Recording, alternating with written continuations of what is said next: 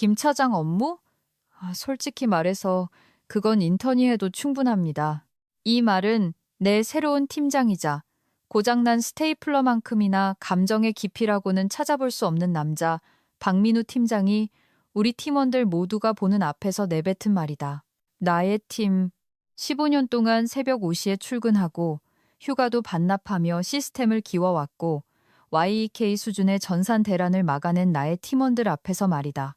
그런데 컵라면에 물을 부을 때 뚜껑을 덮냐 마냐 정도가 인생 최대의 고민이었을 것 같은 이 걸어다니는 헤어질 인간이 감히 내가 대체 가능한 인력이라고 떠들어댄 것이다. 회의실은 찬물을 끼얹은 듯 조용해졌다. 최 대리의 젤 네일이 머그잔을 톡톡 치는 소리까지 들릴 정도였다. 재무팀이 과장은 마치 눈앞에서 뺑소니 사고를 목격한 사람처럼 눈만 깜빡거렸다. 나는 아무 말도 하지 않았다. 그저 고개를 끄덕이고 자리에서 일어나 사원증을 테이블 위로 스르르 미끄러뜨렸다. 내 의자가 바닥에 끌리며 낸 날카로운 소리는 마치 의자조차 이 상황에 경악하는 비명처럼 들렸다. 그리고 나는 걸어나갔다. 눈물도 분노의 고함도 없었다. 마치 태풍이 도시를 휩쓸기 직전에 그 기이한 고요함과도 같았다. 그리고 더 이야기하기 전에 지금 이 방송을 듣고 계신 분들의 97%가 아직 구독을 안 하셨더군요. 맞습니다. 박 팀장이 자기 상식을 일십한 것처럼 여러분도 저를 일십하고 계시네요. 저처럼 회사의 똥덩어리들이 활활 타오르는 꼴을 보고 싶다면 구독과 좋아요를 눌러주세요. 이 채널을 유지하고 우리 작은 팀이 카페인을 섭취하며 세상의 멍청함들을 계속 폭로하는 데 큰 힘이 됩니다. 자, 다시 그 혼란 속으로 돌아가 보죠. 최악이었던 건 공개 처형 그 자체가 아니었다. 그건 박 팀장의 눈빛이었다. 그는 마치 무언가를 정복한 듯 했다. 나를 해고한 것이 승리의 위닝런이라도 되는 것처럼. 그는 옆에 앉아있던 대학을 갓 졸업한 인턴 지은 씨에게 고개를 돌리며 말했다. 자, 지은 씨가 김 차장 업무 흐름을 인계받도록 하죠. 아주 간단할 겁니다. 지은 씨는 금방이라도 울음을 터뜨릴 것 같은 표정이었다. 그녀는 이틀 동안 나를 따라다녔지만 여전히 어떤 단말기가 컴플라이언스 규정 준수 서버와 연결되는지조차 파악하지 못한 상태였다. 지은 씨 잘못은 아니었다. 그 시스템은 애초에 직관적으로 만들어진 게 아니었으니까. 그건 난공불락의 요새처럼 설계되었다. 5년 전 시스템 구축 외주업체가 부도나서 도망갔을 때 내가 직접 모듈 대부분을 짰기 때문이다. 내 개인적인 오프라인 로그 외에는 문서화된 것도 없었다. 그 시스템은 야생고양이 같아서 오직 내 말만 들었다. 하지만 박 팀장은 그걸 몰랐다. 물어본 적이 없으니까. 그는 PPT 슬라이드에 온갖 있어 보이는 유행어를 박아넣고 레거시 코드를 삭제하는 게 곧 그 코드를 짠 사람을 삭제하는 것과 같다고 생각하는 부류의 인간이었다. 그는 현대화, 최적화, 간소화를 원했다. 아침마다 거울을 보며 연습했을 법한 그럴듯한 외래어들이었고 나는 그에게 청산해야 할 적폐였다. 주차장에 도착했을 때쯤 휴대폰이 진동했다. 팀 단톡방에 읽지 않은 메시지 6개가 와 있었다. 이 과장, 김 차장님, 도대체 이게 무슨 일입니까? 강 대리, 우리 이제 다 죽은 건가요? 인턴 지은, 차장님 정말 죄송해요. 팀장님이 그러실 줄은 정말 몰랐어요. 나는 휴대폰을 끄고 내 차에 탔다. 페인트보다 녹이 더 많이 쓴 것 같은 낡은 아반떼였다. 나는 시동도 걸지 않고 울지도 않은 채 그저 멍하니 앉아 핸들 위에 손을 올리고 있었다. 머리는 상황을 이해했지만 몸은 아직 따라가지 못한 그런 정지 상태였다. 폭풍은 아직 오지 않았지만 하늘이 어두워지는 게 느껴졌다. 나는 여기 있는 대부분의 사람이 입사하기도 전부터 이 시스템을 살려왔다. 5년 전 업체가 잠적하고 CTO 최고 기술 경영자가 공황 발작을 일으켰을 때 정부 프로토콜을 준수하도록 패치를 다시 짜고 새벽 3시까지 남아서 긴급 업데이트를 돌린 건 나였다. 윗선 그 누구도 보지 못했지만 말이다. CEO가 조용히 전화를 걸어와 해결책을 찾을 때까지만 좀 버텨줄 수 있겠나?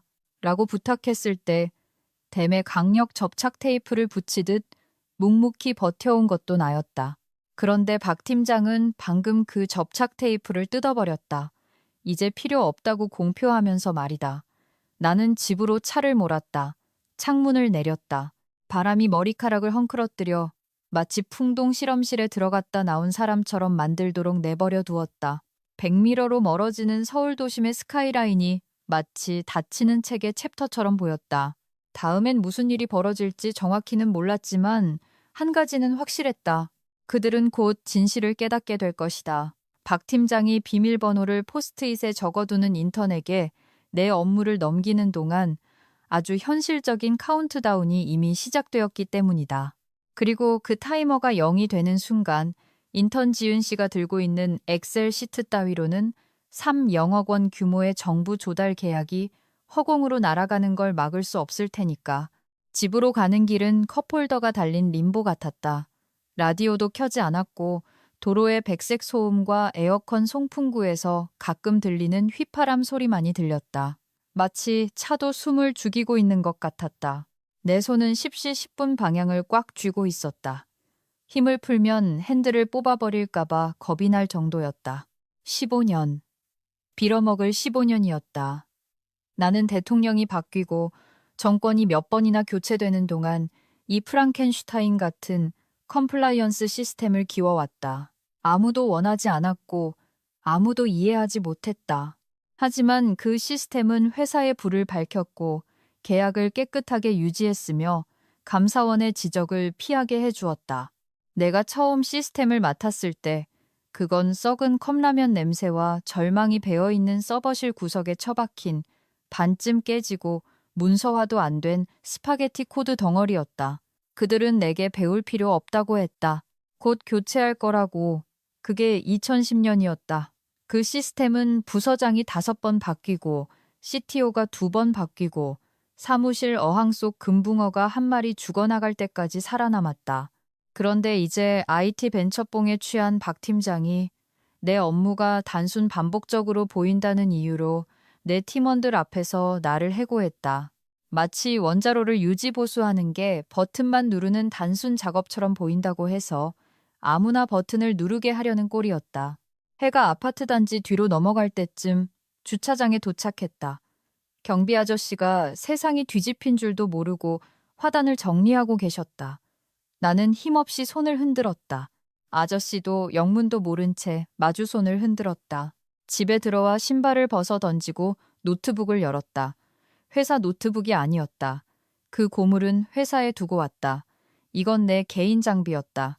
내가 절대 집으로 가져와서는 안 되었던 모든 자료의 사본이 들어있는 나의 진짜 터미널. 하지만 나는 알고 있었다. 너무 많은 예기치 못한 해고가 결국 새벽 2시에 전 직장 상사로부터 제발 고쳐달라는 애원 섞인 전화로 이어진다는 것을.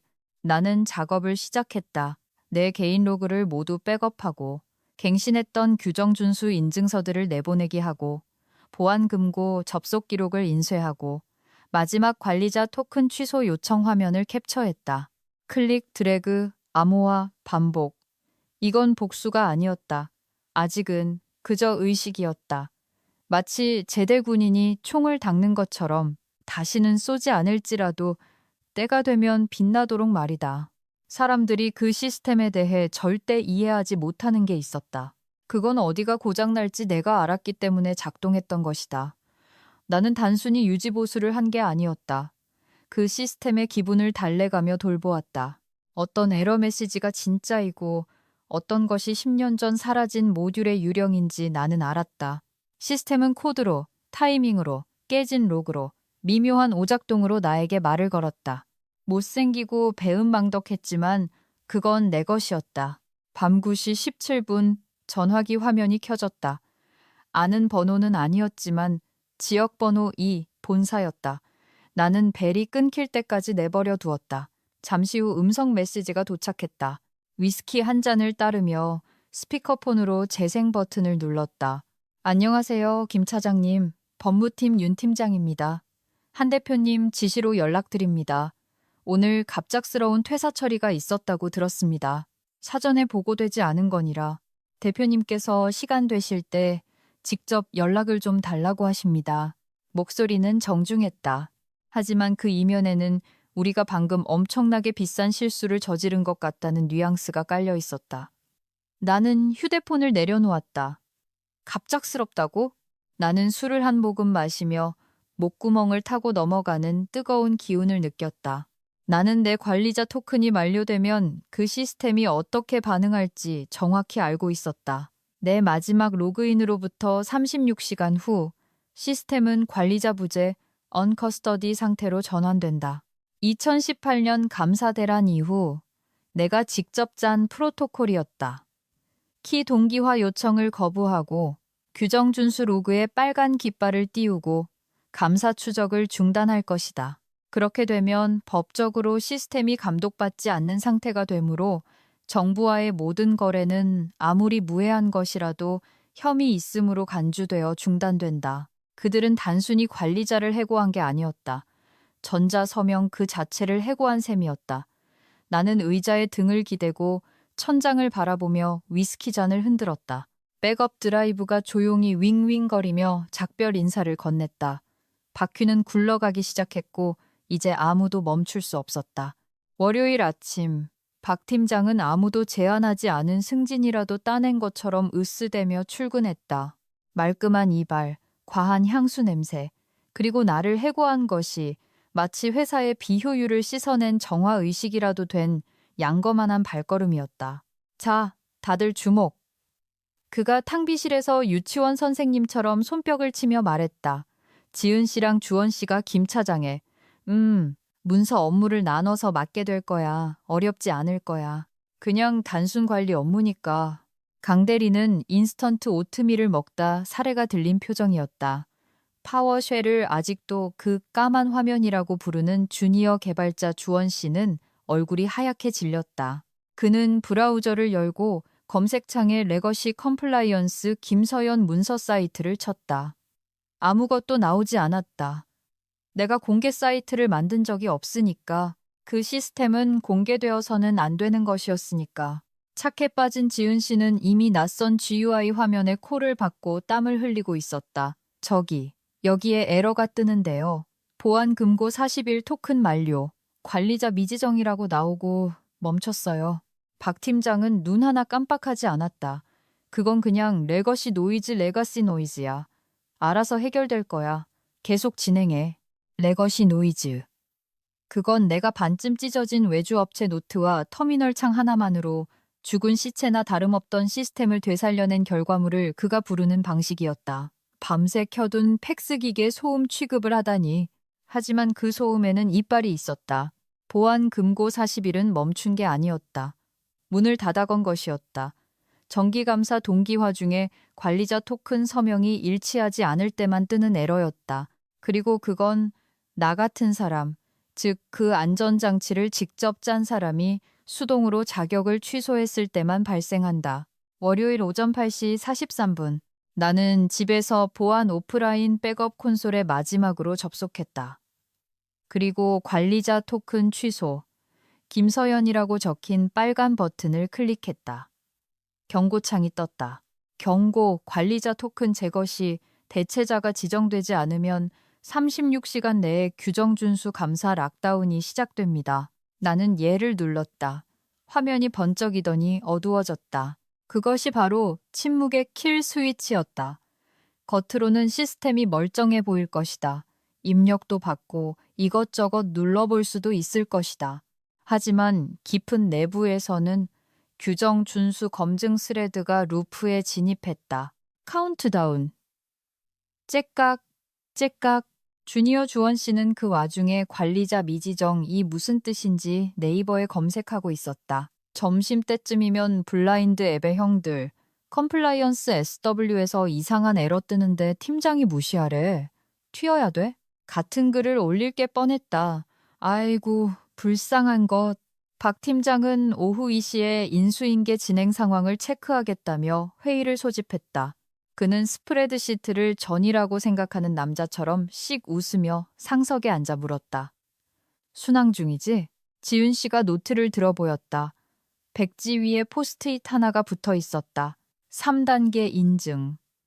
토큰 물어볼 것이라는 글씨에 밑줄이 3개나 그어져 있었다. 아침보다 5년은 늙어 보였다. 지은 씨, 그가 꼰대 같은 목소리로 다시 불렀다. 그녀가 웅얼거렸다. 보안 금고 접속이 안 돼요. 터미널에서 제 계정을 자꾸 거부해요. 사내 접속 시스템에서 권한 재할당 신청은 했어? 박 팀장이 물었다. 네, 했는데 귀하의 역할은 과거 서명 페리티가 부족합니다. 라고 떠요. 무슨 말인지 모르겠어요. 박 팀장은 눈을 하도 크게 굴려서 눈알이 삐는 줄 알았다. 아, 진짜 김 차장이 일을 참 복잡하게 꼬아놨네. IT팀에 넘겨. 이건 법무팀에 알려야 하지 않을까요?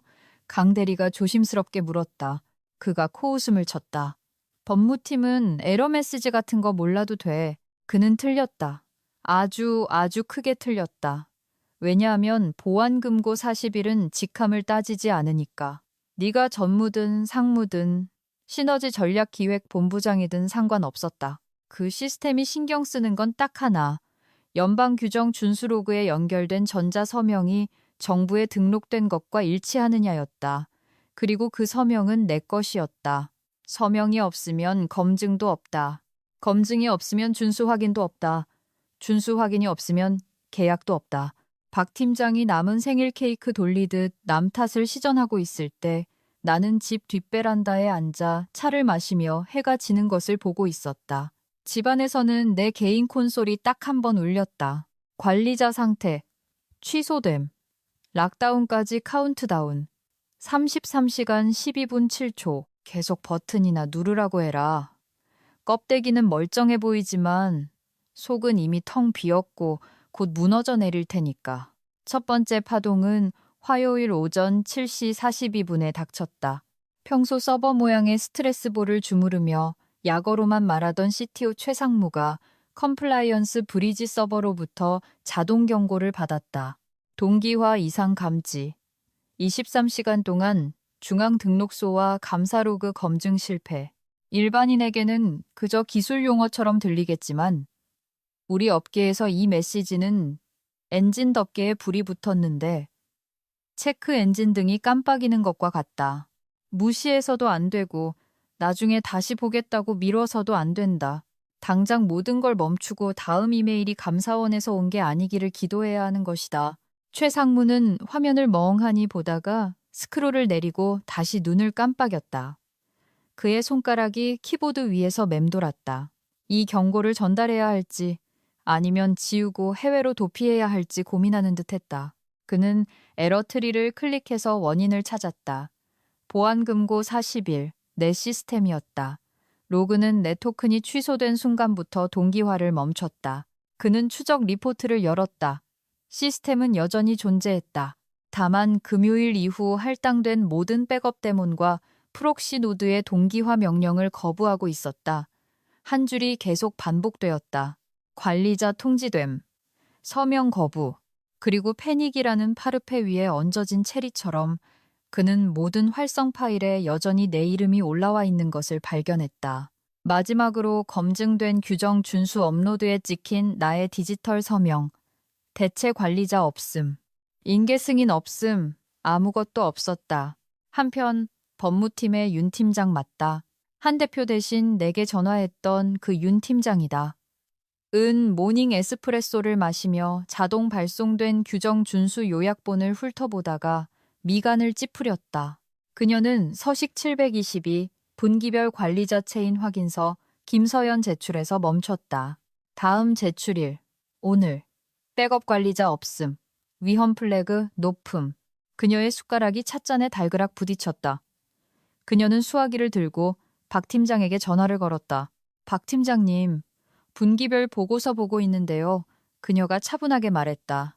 김 차장 인수인계는 완전히 마무리된 건가요? 네. 박 팀장은 커피를 후루룩 마시고 있었다. 아, 그거요. 네. 지은 씨가 맡고 있어요. 김 차장이 하던 건 그냥 옛날 관리 절차일 뿐이라서요. 윤 팀장이 잠시 말을 멈췄다. 지은 씨, 인턴 지은 씨한테 맡겼다고요? 네, 걱정 마세요. 우리가 현대화하고 있거든요. 다음 분기에 시스템 전체 간소화 계획도 잡혀 있고 그걸 물은 게 아닙니다. 아, 제가 다 통제하고 있다니까요. 6분 뒤 최상무가 박 팀장의 사무실로 쳐들어왔다. 노크도 없이 노트북을 들고 들이닥쳤다. 화면에는 감사 추적창이 띄워져 있었다.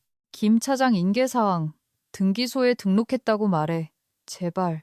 박 팀장은 당황해서 손을 내저었다. 아니, 왜 다들 이렇게 예민하게 구십니까? 최상무가 화면을 가리켰다. 동기화가 안 되고 있잖아. 정부 시스템이 우리 마지막 업로드 3건을 거부했다고. 이대로 가면 932조에 의거해서 우리 운영 권한이 정지된다고. 진정하세요. 제가 지은 씨 시켜서 API 키 고치라고 할게요. 최상무가 차갑게 쏘아붙였다. 이건 API 키 문제가 아니야. 이건 연방정부 인증 문제라고. 당신이 그 시스템을 만질 수 있는 유일한 법적 허가자를 해고했잖아. 박 팀장은 표정으로 거짓말을 하려다가 포커페이스를 집에 두고 온 걸 깨달은 사람처럼 보였다. 그 여자는 그냥 중간 관리자였어요. 누구나 할 수 있는. 최 상무는 눈 하나 깜빡하지 않았다. 그럼 왜 모든 활성 기록에 그 여자 이름이 박혀 있는지 법무팀에 설명해 보시지. 정적.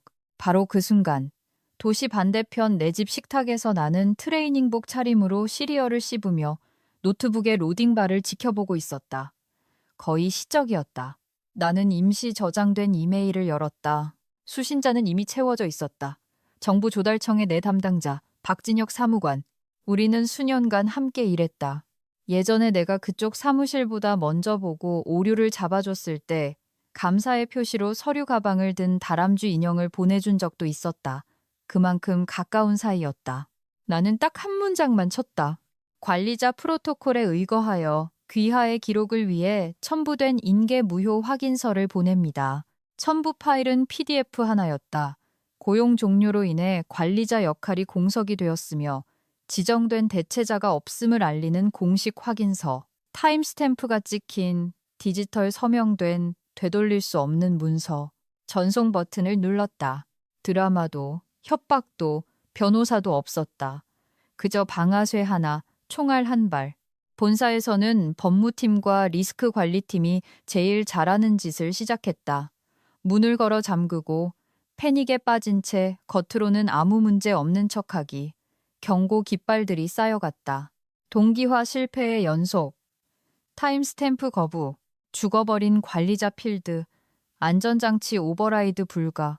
하지만 박 팀장은 여전히 커피를 홀짝이며 자신의 제국이 모래 위에 지어졌고 파도가 밀려오고 있다는 사실을 모른 채 행복해하고 있었다.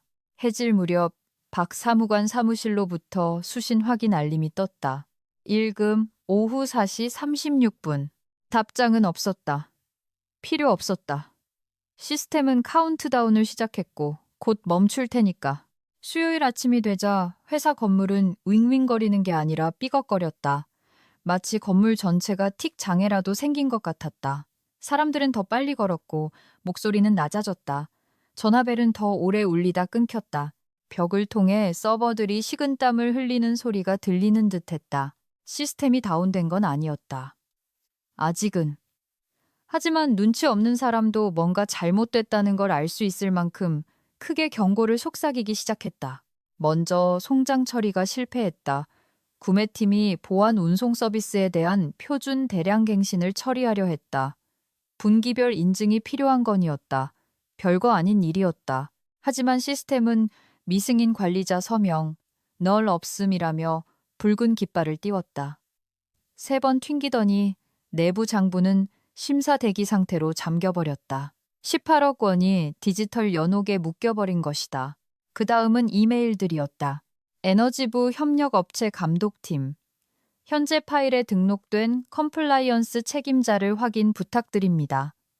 최근 활동 로그에 서명되지 않은 전송 내역이 보입니다. 물류관리청. 3분기 제출 서류의 진위를 확인할 수 없습니다. 담당자가 변경되었습니까? 법무팀은 초조해하기 시작했고 재무팀은 경련을 일으켰다. 그리고 인턴에서 희생양이 된 불쌍한 지은 씨는 지난주엔 존재조차 몰랐던 유령 시스템을 붙들고 하루 12시간씩 일하고 있었다. 그 와중에도 박 팀장은 가짜 평온한 목소리를 장착하고 이건 그저 구형 레거시 통합 과정에서 남은 잔여 노이즈일 뿐이라고 떠들고 다녔다. 그 말은 그의 주문, 엔트라이 되었다. 그는 회의 때마다 그 말을 반복했다. 마치 그게 무슨 대단한 지혜라도 되는 양. 최상무가 아카이브 데이터 무결성 검사가 실패했다고 말했을 때도 박 팀장은 현대화 중이잖아요. 개편 중엔 의뢰 있는 오류죠라고 했다. 법무팀에서 서명 없는 감사가 의무조사를 트리거할 수 있다고 했을 때도 그는 손을 휘저으며 제가 다 약속 잡아놨어요 라고 중얼거렸다. 하지만 약속 따윈 도움이 되지 않았다. 왜냐하면 지은 씨도 주원 씨도 IT팀 그 누구도 컴플라이언스 코어 콜에 접근할 수 없었으니까 보안금고 40일은 봉인되었다. 시스템은 방어 태세에 돌입했고 억지로 뚫으려 할 때마다 붉은 테이프는 더 단단히 감겼다. 나는 이 소식을 직접 듣지 않았다. 그럴 필요가 없었다. 정오쯤 재무팀 이 과장이 문자를 보냈다. 저기 꼬치꼬치 묻긴 좀 그렇지만 혹시 박 팀장이 뭐 사고 쳤습니까? 사람들이 난리 났어요. 몇 시간 뒤 강 대리가 카카오톡을 보냈다. 차장님, 뭔가 잘못됐어요. 시스템이 아무한테도 안 열려요. 박 팀장은 차장님이 보안을 과하게 걸어놓고 나갔다는데 그럴 리 없잖아요. 혹시 차장님이 뭐 하신 거예요? 아니요, 강 대리. 내가 뭘 저지른 게 아니에요. 난 모든 걸 다 했어요. 프로토콜을 따랐고 룰을 지켰죠. 단지 나를 대체하려는 멍청이들보다 그 룰을 더 잘 알았을 뿐이에요. 코로나 때 뜬 뜨개질 담요를 두르고 소파에 앉아 나는 이 조용한 붕괴를 마치 이미 본 드라마의 재방송을 즐기듯 지켜보았다. 고소해하는 게 아니었다. 이건 복수가 아니었다. 평화였다. 내 진실을 더 이상 설명할 필요가 없을 때 오는 그런 평화. 내가 케이블 타이와 깡으로 지탱해왔던 세상이 나 없이 비틀거리는 동안 나는 차를 홀짝였다. 그 시스템은 낡고 연약했다. 약해서가 아니라 수년간 오직 기관의 기억과 순수한 의지력으로만 돌아가고 있었기 때문이다. 나의 기억, 나의 의지력. 박 팀장은 내가 무슨 일을 하는지 한 번도 물어본 적이 없었다. 왜 중간 관리자가 법무팀과 감사팀 사이에 내부 메모에 참조되는지, 왜 내 보안 등급이 자기보다 3단계나 높은지, 왜 내가 있을 때만 시스템이 돌아가는지 궁금해하지 않았다. 그리고 이제 건물조차 뭔가 잘못됐다는 걸 감지하고 있었다. 엘리베이터가 한숨을 쉬고 프린터가 구조 신호를 깜빡이고 공기에서 오존과 잘못된 결정의 냄새가 나는 것 같았다. 셧다운은 아직 오지 않았지만 바닥이 흔들리기 시작했다. 태풍 전의 첫 바람처럼 틈새로 새어나오는 속삭임, 펄럭이는 서류들, 모두가 하늘을 쳐다보지 않으려 애쓰는 눈빛들. 저녁 7시 46분 박 팀장의 전화가 울렸다. 그는 집에서 양말바람으로 더 빡세게 살자라고 적힌 티셔츠를 입고 맛대가리 없는 배달 자장면을 먹으며 이해도 못하는 스타트업 투자 프로그램을 보고 있었다. 벨 소리에 그는 깜짝 놀랐다. 회사 전화였다. 그는 신음하며 전화기를 뒤집었다. 구매팀 마 과장. 그는 잠시 멈칫하다 전화를 받았다. 박 팀장입니다. 박 팀장님. 구매팀 마리안입니다. 목소리가 날카로웠다. 인사치레는 없었다. 왜 우리 정부 거래가 전부 동결된 거죠? 그는 씹던 것을 멈추고 눈을 깜빡였다. 네? 뭐라고요? 정부 관련 주문 5건이 전부 승인 검토 중에 묶여 있다고요. 이전 로그가 검증될 때까지 시스템이 신규 거래를 안 받아요. 그런데 그 로그가 월요일 아침 이후로 업데이트가 안 됐잖아요. 박 팀장이 일어섰다. 말이 안 되는데 로그 제출했는데요. IT팀 문제겠죠. IT팀 아니에요. 마 과장이 말을 잘랐다. 제가 이미 확인했어요. 보안 금고 40일이 모든 입력을 거부하고 있다고요. 감사 추적 내용조차 볼 수가 없어요. 아, 진정해요. 권한 문제일 거예요. 제가 직접 로그 뽑아볼게요. 그는 대답도 듣지 않고 전화를 끊었다. 기름 묻은 손가락으로 회사 노트북 터치패드를 문질러 컴플라이언스 콘솔에 로그인했다. 접속 거부, 권한 토큰 무효, 에러 코드, 서명체인 불일치. 그는 인상을 찌푸렸다. 다시 시도했다. 똑같은 화면. 그의 접근 권한 직급상으로는 부장이지만 으로는 감사 추적 시스템에 들어갈 수 없었다. 그 시스템에는 관리자 게이트가 있었고 아주 구체적인 자격증명 세트와 연결되어 있었기 때문이다. 바로 내 것. 그는 지은 씨에게 나중에 정리하라고 했던 김서연 인계 폴더를 뒤졌다. 대부분 비어 있었다. 유일하게 눈에 띄는 건 김서연 인계 항목이라는 엑셀 파일이었는데 딱 4칸만 채워져 있었고 커다란 빨간색 코멘트 박스가 달려 있었다. 승인 대기 중, 보안 금고 접근 권한 위임되지 않음. 그는 IT팀에 전화를 걸었다. 보안 금고 40일 긴급 접속 권한이 필요해요.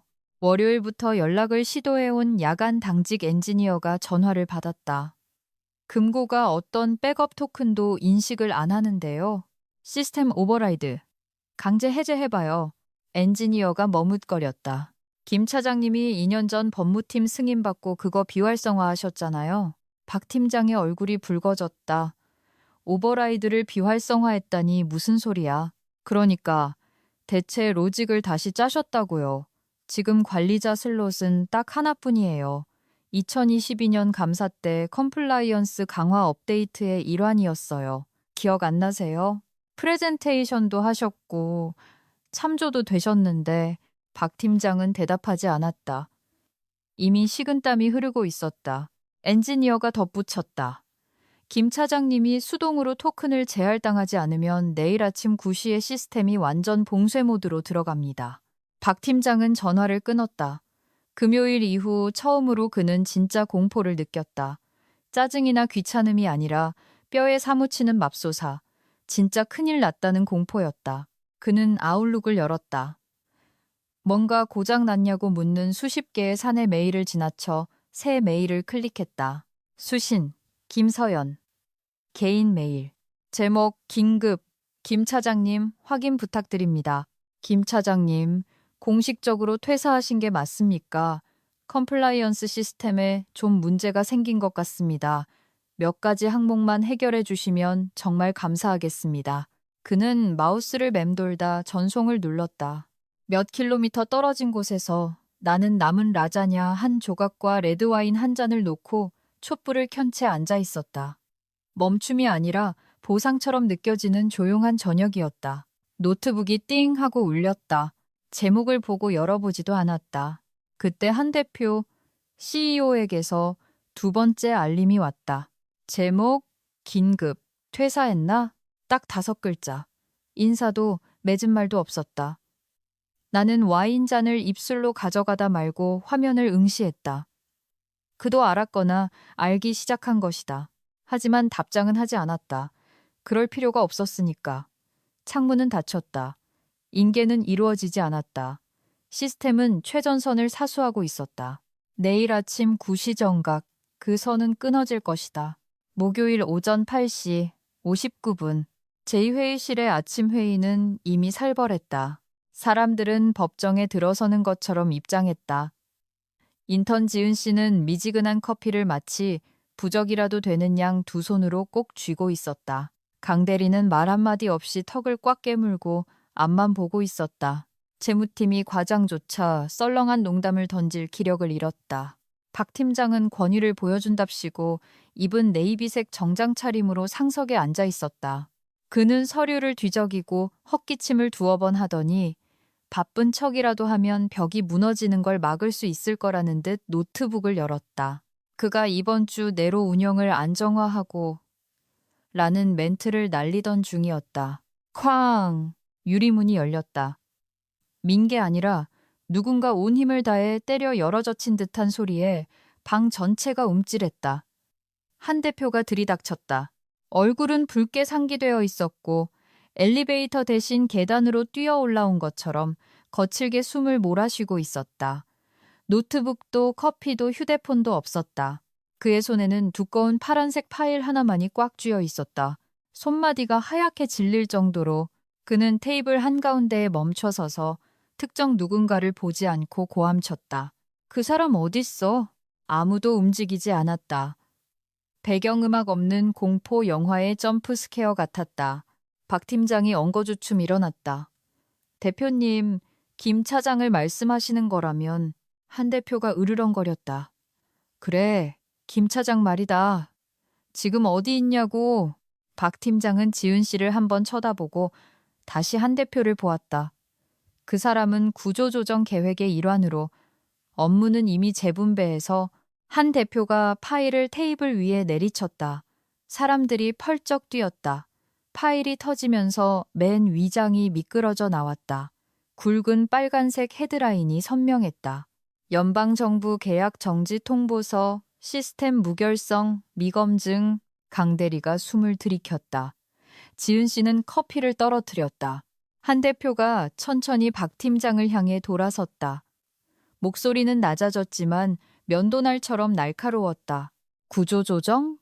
우리 컴플라이언스 시스템을 유지할 자격증을 가진 유일한 직원을 3영억짜리 계약이 무너지는 걸 막는 패치를 직접 짠 그 사람을 박 팀장이 수습하려 들었다. 저 시스템 인계가 다 된 줄 알았습니다. 팀을 배정해서. 된 줄 알았다? 한 대표가 소리쳤다. 자네는 비행기에서 뛰어내리기 전에 낙하산이 펴질 거라고 생각만 하고 뛰어내리나. 박 팀장?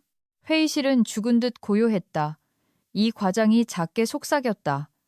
아이고 맙소사.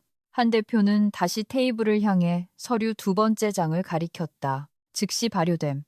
모든 정부 거래 동결, 모든 계약 워크플로의 적색 경보. 그리고 우리는 연방 법률 932조에 따른 관리 감독 부재로 예비조사 대상에 올랐다. 지은 씨는 울기 직전이었고 강 대리는 도망치고 싶어 보였다. 박 팀장이 헛기침을 하며 노트북에 손을 뻗었다. 고칠 수 있습니다. 연락해서. 김 차장한테 다시 권한 승인하라고 하면. 그 여자는 그럴 의무가 없어. 한 대표가 말을 잘랐다. 당신이 해고했잖아. 권한을 취소했잖아. 대체자도 없이 서명을 지워버렸잖아. 그 여자는 프로토콜을 따랐어. 당신이 안 따른 거지. 테이블 끝에서 누군가 속삭였다. 잠깐.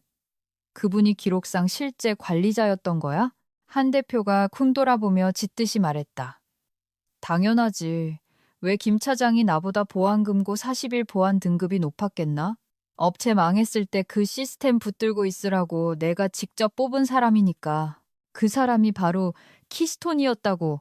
박 팀장은 마침내 자리에 주저앉았다. 더 이상 말장난도 유행어도 통하지 않았다. 엉뚱한 실오라기를 잡아당겨 외트 전체가 풀려버리는 걸 목격한 사람처럼 보였다. 대표님, 그가 기어들어가듯 말했다. 몰랐습니다. 한 대표는 그를 쳐다보지도 않았다. 그저 고개를 한번 저었다. 물어보질 않았으니까. 그리고 그는 뒤도 돌아보지 않고 나갔다. 대책도 약속도 없이 산소가 차단된 듯한 무거운 침묵만을 남기고 집에서 나는 커피 2잔째를 마시고 있었다. 같은 후드티, 조용한 부엌, 배경으로 깔린 뉴스 소리. 메일함은 깨끗했고 저장되지 않은 번호로 문자가 한 통 왔다. 제발 멈추는 법 좀 알려주세요. 나는 답장하지 않았다. 그들은 도움을 요청하는 게 아니었다. 기적을 바라고 있었으니까. 그리고 기적은 더 이상 내 업무 범위가 아니었다. 그날 오후 임원 회의실은 회의라기보다 장례식장 같았다. 조의금을 낼 사람조차 없는 장례식. 박 팀장은 테이블 끝에 앉아 넥타이를 풀어 헤친 채 출구 없는 방에서 탈출구를 찾는 짐승처럼 눈을 굴리고 있었다. 법무팀은 침묵 속에 모여 있었고 컴플라이언스 팀은 정지 통보서를 페이지마다 인쇄해서 증거물처럼 늘어놓았다. 한 대표는 상석에 서 있었다. 얼굴은 핏기가 없었다. 긴 침묵 끝에 그가 입을 열었다. 위험할 정도로 차분한 목소리였다. 박 팀장, 자네 그 사람이 실제로 무슨 일을 했는지 알기나 했나? 박 팀장은 입을 뻥끗하다가 다시 시도했다. 운영보고랑 내부 워크플로, 레거시 문서관리. 아니, 한 대표가 고개를 저으며 말을 잘랐다. 그 사람은 우리 컴플라이언스 인프라를 위한 유일한 정부 공인 관리자였어. 유일한 사람. 자네는 서명을 해고한 거야. 직원을 자른 게 아니라 우리 회사가 영업할 법적 권리를 지워버렸다고. 법무팀 누군가 세상에 라고 속삭였다. 한 대표가 계속했다. 김 차장은 벤더사 망했을 때 조달청 청렴계약 심사를 통과했어. 레벨 3 보안인가를 받았다고. 아무도 손 못 대는 구형 인프라로 컴플라이언스 브리지를 바닥부터 다시 짤 때 내가 거기 있었어. 우리가 왜 그 사람을 대체하지 않았는지 아나? 박 팀장이 천천히 고개를 들었다. 눈이 커져 있었다. 못했으니까, 대체 불가였으니까. 한 대표가 누런 서류 봉투를 박 팀장 앞에 내리쳤다. 정부 직인이 찍힌 김서연의 보안인가 프로필이었다. 이건 단순 인사기록이 아니야. 이건 보안계약서라고.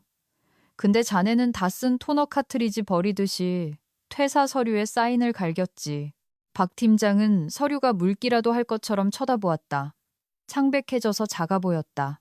몰랐습니다. 그가 속삭였다. 그게 당신 문제야. 한 대표가 쏘아붙였다. 몰랐지. 묻지도 않았지. 지레짐작했지. 당신이 효율하니 뭐니 떠들고 다닐 때 그저 조용히 버튼이나 누르는 일개미인 줄 알았겠지. 박 팀장이 일어서려 했다. 고칠 수 있습니다. 전화해서 복직시키죠. 이미 보고됐습니다. 윤 팀장이 딱 잘라 말했다. 관리자 역할은 공석으로 처리됐고 화요일 오후 4시 36분에 연방규정준수 사무국에서 확인했습니다. 김 차장님이 아주 깔끔하고 정확하게 FM대로 처리하셨더군요. 그리고 우리에겐 백업 관리자가 없었기 때문에 하루 종일 말 한마디 없던 CTO가 덧붙였다. 시스템은 퇴사를 포기로 간주했습니다. 감사 잠금 장치는 자동이에요. 보안 금고 40일은 토큰이 취소된 순간 카운트다운을 시작했습니다. 한 대표가 잠시 천장을 응시했다. 그러니까 김 차장이 제 발로 돌아와서 새로운 관리자 계약서에 서명하지 않는 이상 윤 팀장이 말했다. 우린 끝난 겁니다. 네. 복직 서류 그냥 처리하면 안 됩니까? 박 팀장이 갈라진 목소리로 물었다. 소용없어요. CTO가 대답했다. 물리적으로 그 사람이 없으면 안 됩니다. 생체 인식, 안면 인식, 키보드 타건 패턴까지 연동해놨어요. 시스템은 그 사람인지 알아요. 속일 수 없습니다. 젠장. 아무도 반박하지 않았다. 한 대표가 마른 세수를 하며 윤 팀장에게 물었다. 연락처 있나? 어제부터 전화, 이메일, 퀵 서비스까지 다 보냈는데 답이 없습니다. 마음을 돌리실 것 같지 않네요. 한 대표는 배가 빙산에 부딪힌 지점을 표시하는 선장처럼 천천히 고개를 끄덕였다. 그는 테이블 건너편 법무팀과 IT팀을 지나 박 팀장을 똑바로 쳐다보았다. 자네한테 이해하지도 못하는 것에 열쇠를 줬더니 뭘 하는 건지 배우기는커녕 불을 질러버렸군. 박 팀장은 손만 내려다보았다. 눈에 띄지 않아서 중요하지 않은 줄 알았습니다. 때로는 한 대표가 문을 닫는 듯한 목소리로 말했다. 그 조용한 사람들이 지붕을 받치고 있는 유일한 기둥일 때가 있어. 그 뒤로 아무도 말을 하지 않았다. 집에서 나는 책을 읽고 있었다. 매뉴얼도 기술 문서도 아닌 소설책이었다. 약어 따윈 없는 픽션. 휴대폰이 한번 진동했다. 모르는 번호의 음성 메시지. 그냥 뒀다. 나는 내 일을 다 했고 박 팀장도 이사회도 심지어 한 대표도 이미 당겨진 방아쇠를 되돌릴 순 없었다. 계약은 무효가 되었고 시계는 멈췄으며 지붕은 무너지기 시작했다. 목요일 오전 9시 정각. 알람도 사이렌도 영화 같은 카운트다운도 없었다. 그저 운영팀 3계층의 모든 모니터에 빨간색 텍스트 한 줄이 깜빡이며 나타났을 뿐이다. 조용하고 냉정한 문구, 권한 잠김, 관리자 역할 공석, 연방 규정 준수 프로토콜에 따라 모든 계약 관련 시스템 중단. 그렇게 3억여 원 규모의 정부 계약이 즉사했다. 재무팀 터미널은 업로드 도중 멈췄다. 구매팀 대시보드는 회색으로 변했다. 감사 콘솔은 아예 응답하지 않았고 암호로 서명된 사망 진단서 같은 붉은 줄만 보여주었다. 인사팀 차 과장이 급여 이체를 강제로 시도했지만 규정 준수체인 유효하지 않음이라는 메시지와 함께 거부당했다. 박 팀장은 어디에도 보이지 않았다. 한 대표는 법무팀, CTO, 잠 못 잔 임원색과 함께 상황실에서 대형 화면에 뜬 붉은 메시지를 지켜보았다. 아무도 말하지 않았다. 그 무게가 시체처럼 내려앉았다. 이어서 이메일이 쏟아졌다. 국방부, 즉시 발효. 귀사는 전체 관리자 재평가가 있을 때까지 행정 보류 상태입니다. 조달청 물류국 7구비 조항에 의거하여 계약 자격에 대한 제3자 검토를 시작합니다. 추후 통지가 있을 때까지 모든 작업을 중단하십시오. 심지어 청소 용역 계약 시스템조차 빨간 깃발을 띄웠다. 한 대표는 꼼짝 않고 앉아 있다가 법무팀 윤 팀장 쪽으로 몸을 숙여 속삭였다. 다시 데려올 가능성은? 윤 팀장은 화면에서 눈을 떼지 않았다. 그분은 이제 아무 의무가 없습니다. 퇴사 처리를 제출한 순간 다시 민간인이 되셨으니까요. 그녀가 마침내 고개를 돌려 그를 마주 보았다. 그분이 기록상 유일한 컴플라이언스 책임자였습니다. 정부가 지금 보고 있는 게 그거예요. 그분 이름 그리고 대체자 없음. 침묵이 재처럼 내려앉았다. 오전 9시 7분. 지은 씨는 책상에서 일어나 복도로 나갔다. 울지도 소리 지르지도 않았다. 그저 벽에 기대어 바닥이 답이라도 줄 것처럼 멍하니 쳐다볼 뿐이었다. IT팀은 로그를 뽑기 시작했고 재무팀은 손실 추정액을 작성하기 시작했다. 홍보팀은 아무도 믿지 않을 전기 시스템 점검 트윗을 날렸다. 법무팀 누군가가 우리 소송 걸려서 지옥 끝까지 가겠네 라고 중얼거렸다. 하지만 한 대표는 그저 화면만, 그 깜빡이는 붉은 배너만 바라보았다. 그가 믿었던, 그리고 절대 인사팀이 건드리게 해서는 안 되었던 그 여자의 유령을 보듯이 도시 반대편, 검은 타일 바닥과 에디슨 전구가 너무 많은 조용한 카페. 나는 창가에 앉아 책을 읽고 있었다. 중고 서점에서 산 스릴러 소설, 반쯤 먹은 크루아상과 식어가는 커피. 테이블 위 휴대폰이 한 번 진동했다. 낯선 번호, 메시지 없음, 또 한 번. 그리고 세 번째. 확인할 필요도 없었다. 알 수 있었다. 그들이 마침내 이해했기 때문에 전화하는 것이다. 존경심에서가 아니다. 후회해서도 아니다. 공포 때문이다. 내가 지탱하던 시스템에 대한 공포. 내가 남기고 온 침묵에 대한 공포. 나는 휴대폰을 집어들었다. 손바닥 안에서 진동을 1초 정도 더 느끼다가 전원 버튼을 길게 눌렀다. 화면이 까매졌다. 그 순간 그건 복수심이 아니었다. 씁쓸함도 아니었다. 더 단순한 것. 종결이었다. 나는 다리를 불태우지 않았다. 그저 그들이 다리 밖으로 걸어 나가게 두었고 나 없이는 필요 없다고 생각했던 그 구조물이 오만함의 무게를 이기지 못하고 무너져 내리는 것을 멀리서 지켜보았을 뿐이다. 여러분이 바로 이 기업 정글의 진짜 주인공들입니다. 시청해 주셔서 감사합니다. 구독 안 누르시면 여러분의 옛날 사무실 기억 스위치도 꺼버릴 겁니다.